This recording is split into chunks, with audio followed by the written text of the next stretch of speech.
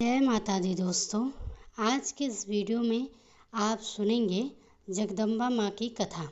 आप सब इस कथा को सच्चे मन से पूर्ण श्रद्धा और भक्ति भाव के साथ पूरा सुनने के बाद कमेंट बॉक्स में जय माता दी जरूर लिखिएगा। दोस्तों, धार्मिक कथाओं के अनुसार एक बार बृहस्पति जी ने श्री ब्रह्मा जी से प्रश्न किया कि हे ब्रह्मा जी, चैत्र और अश्विन मास के शुक्ल पक्ष में नवरात्रि का व्रत और उत्सव क्यों किया जाता है? इस व्रत का क्या फल मिलता है और इसे किस प्रकार करना उचित है? सबसे पहले इस व्रत को किसने किया था?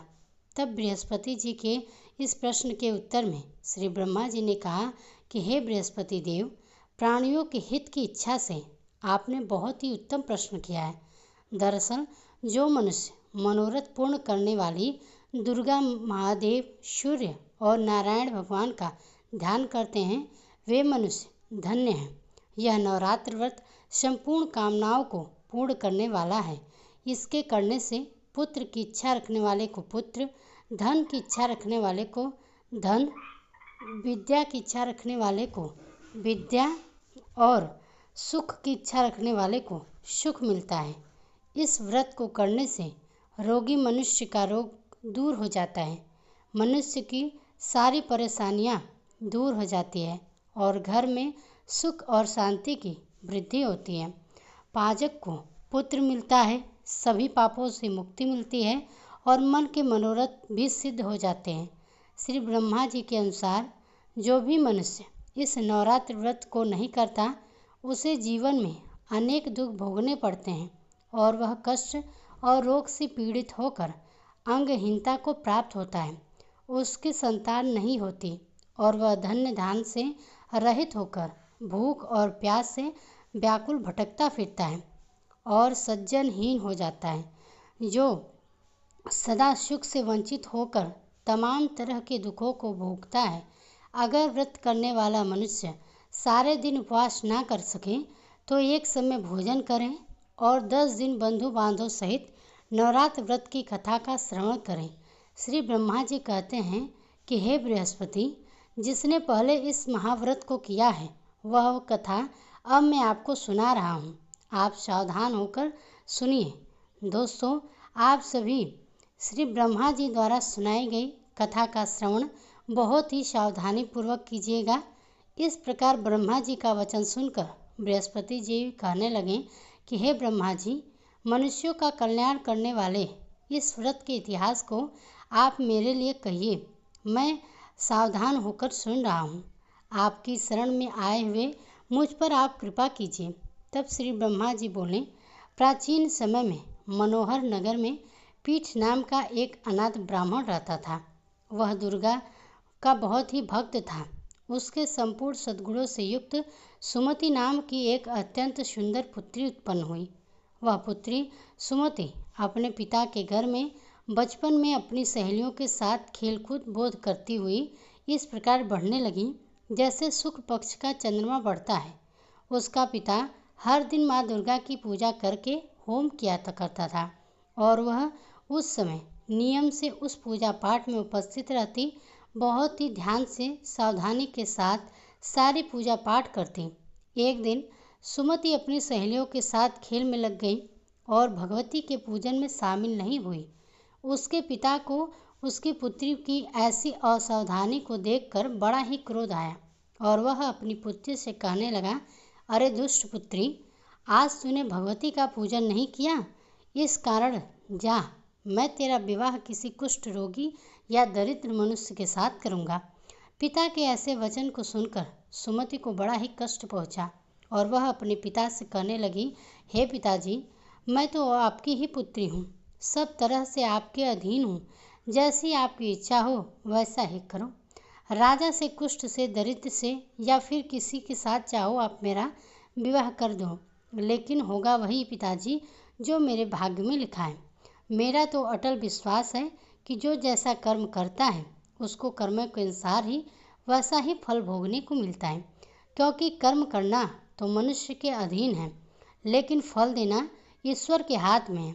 जैसे अग्नि में पड़ने से तिनके आदि उसको और अधिक जला उठते हैं, ठीक इसी प्रकार कन्या के निर्भयता से भरे हुए वचन को सुनकर ब्राह्मण ने क्रोधित होकर अपनी पुत्री का विवाह एक कुष्ठ रोगी के साथ कर दिया और अत्यंत क्रोधित होकर अपनी पुत्री से कहने लगा, पुत्री, अपने कर्म का फल भोगो।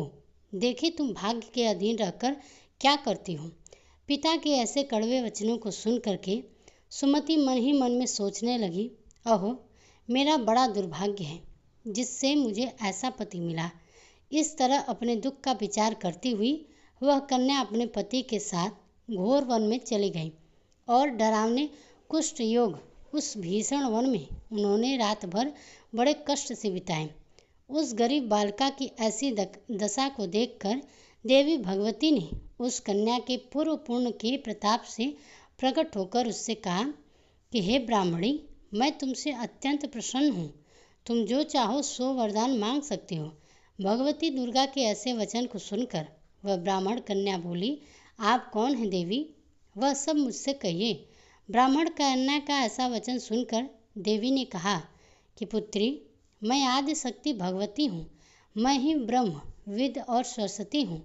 प्रसन्न होने पर मैं प्राणियों का दुख दूर करके उन्हें सुख प्रदान करती हूँ।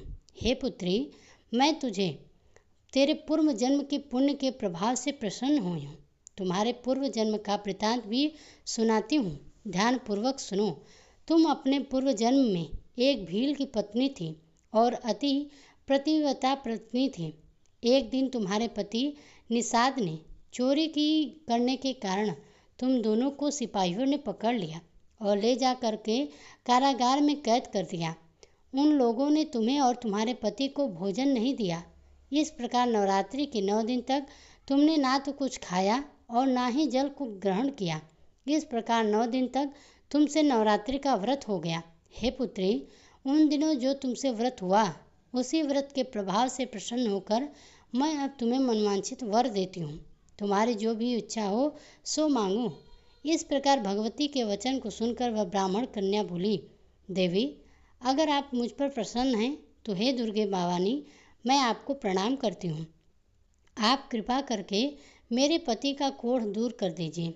देवी कहने लगी, पुत्री, उस समय तुमने जो व्रत किया था उस व्रत का एक दिन का पुण्य पति का कोढ़ दूर करने के लिए अर्पित कर दो। उस पुण्य के प्रभाव से तुम्हारा पति कोढ़ से मुक्त हो जाएगा। श्री ब्रह्मा जी बोले, हे बृहस्पति। इस प्रकार देवी के वचन को सुनकर वह ब्राह्मण कन्या बहुत ही प्रसन्न हुई और पति को निरोग करने की इच्छा से जब उसने तथास्तु कहा, तब उसके पति की शरीर देवी भगवती की कृपा से कुष्ठ रोग से रहित होकर अत्यंत सुंदर और कांतिवान हो गया।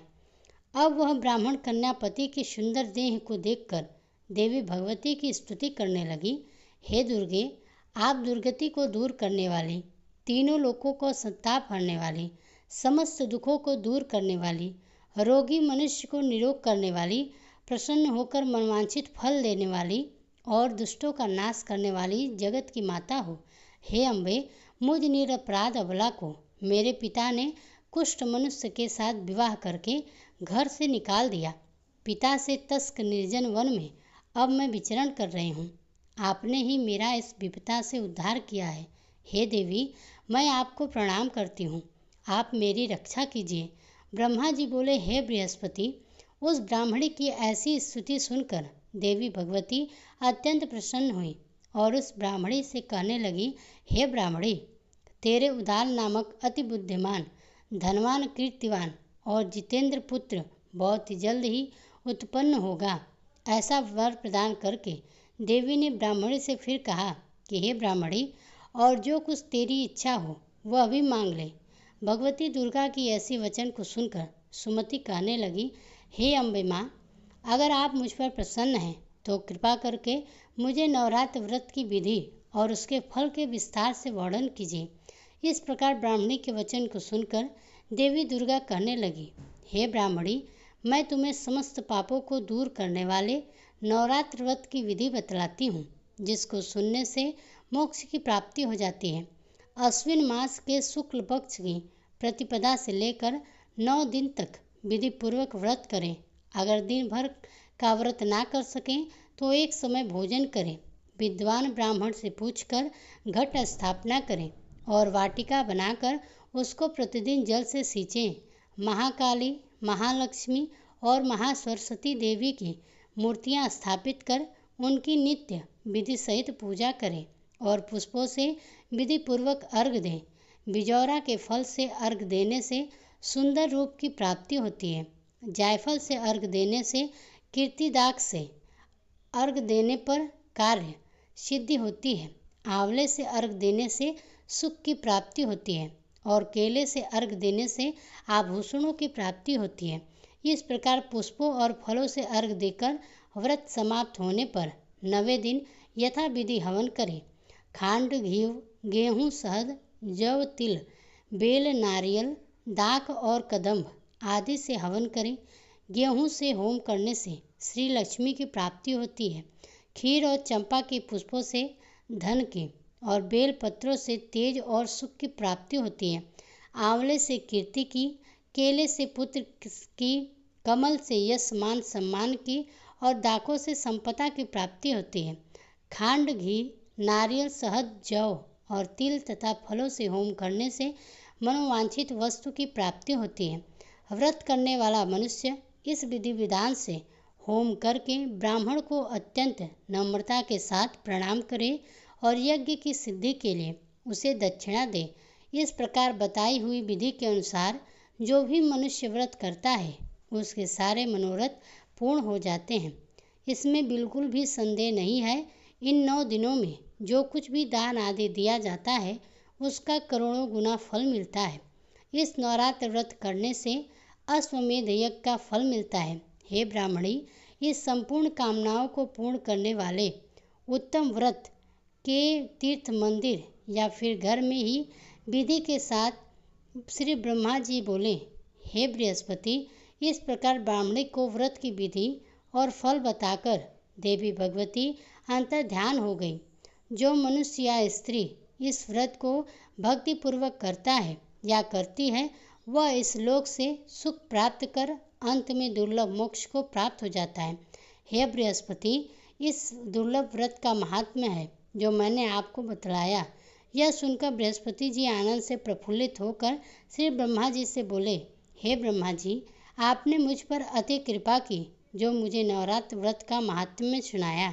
ब्रह्मा जी बोले, हे बृहस्पति, यह देवी भगवती शक्ति संपूर्ण लोका का पालन करने वाली इन महादेवी के प्रभाव को कौन जान सकता है। प्रेम से बोलिए देवी दुर्गा की जय, अम्बे माता की जय। तो दोस्तों, आशा करती हूँ कि आज की यह कथा आपको पसंद आई होगी। अगर कथा पसंद आई हो तो कमेंट बॉक्स में जय माता दी अवश्य लिखें। साथ ही हमारे चैनल को भी सब्सक्राइब अवश्य करिए।